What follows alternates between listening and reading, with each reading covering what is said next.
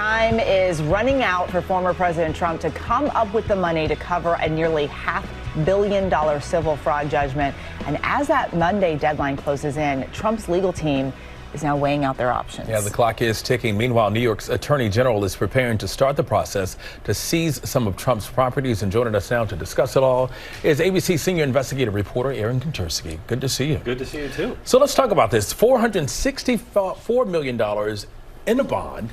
Why is Trump having a hard time trying to come up with that money? That is a lot of money. It's a lot of money. Who has $500 million lying around in cash? And that's what any underwriter would want, cold, hard cash to guarantee that they'll get paid if, in fact, Trump loses his appeal of the civil fraud judgment and has to give over all of this money to New York State.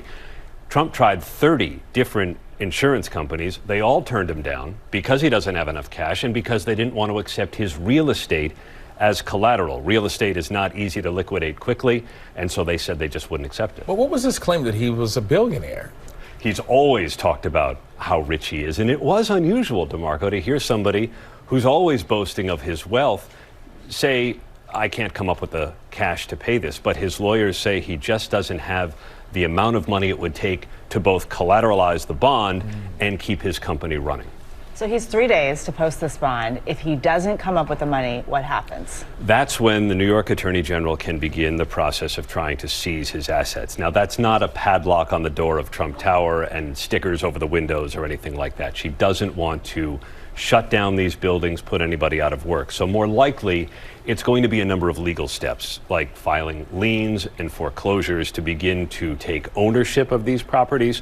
And that may actually give us a window into what they're actually worth, because we spent the last 3 months really debating. Trump says he's worth X amount of money, and the Attorney General's lawsuit and the judge found all that was fraudulent. And so really will begin to give us an understanding of really how rich Trump actually is. And of course, the former president is looking to appeal. So what happens if the court rules in his favor? What's the likelihood that that would happen? So he's got a couple of different appeals working. One, he's trying to get this judgment paused or get court permission to post a smaller bond. He says he can post a bond of about $100 million. Nothing to sneeze at, but that would be unusual because everybody else who has a civil judgment against him usually has to put up a bond or put money in escrow to make sure they can pay it if their appeal is not successful. And then down the road, he's appealing the entire judgment. He has long said that he is the victim of a political prosecution, a political case by the Democratic Attorney General of New York, that his companies were on the up and up, that he's done nothing wrong.